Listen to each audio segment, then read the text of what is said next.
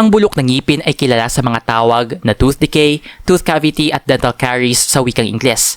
Sa kondisyong ito, nagkakabutas at nagiging kulay dilaw o itim ang bulok ng ngipin. Ito ay sanhi ng pagkakaroon ng labis na bakterya sa bibig. Kapag ang mga bakterya ay naglabas ng maraming asido, ang ngiping apektado ay maaaring mabutas at mabulok. Bago natin simulan ang video na ito, huwag kalimutan mag-subscribe sa aming channel para sa mga health and love advice at huwag kalimutan pindutin ang bell button para lagi maging updated sa aming mga bagong videos. Isa sa mga pangunahing dahilan kung bakit nagkakaroon ng bulok ng ngipin o tooth decay ay ang pamumuo ng labis na bakterya sa bibig.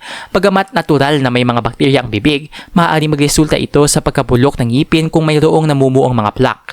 Ang plaque ay karaniwang malagkit at kulay dilaw na nakadikit sa ngipin.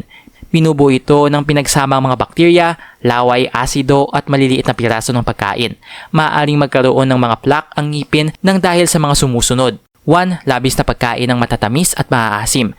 Kapag hindi agad natanggal ang matamis o maasim na pagkain sa ngipin, maaakit ang mga bakterya dito at magsisimula silang gawing asido ang mga asukal na matatagpuan sa mga pagkain ito.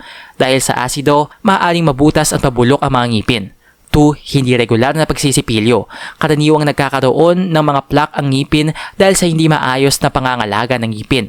Kung hindi regular na nagsisipilyo, may ipon lamang ang mga maliliit na piraso ng pagkain sa mga ngipin at maaari itong pagmulan ng mabilis na pagdami ng mga bakterya.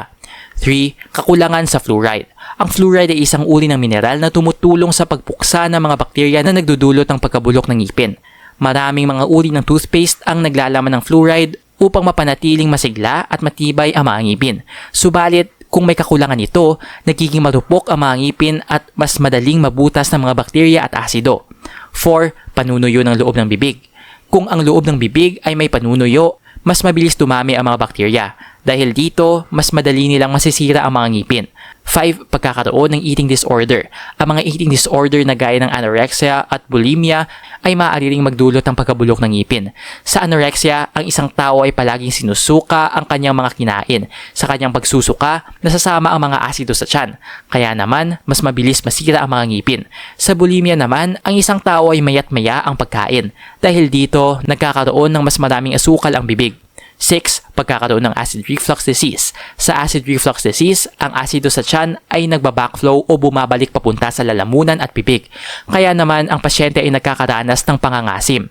Dahil sa asidong ito, ang ibabaw ng mga ngipin ay unti-unting numimipis at nabubutas. Nag-enjoy ka ba sa video ito? Please hit the like button and subscribe sa aming channel para sa iba pang video tulad nito. Salamat sa panonood!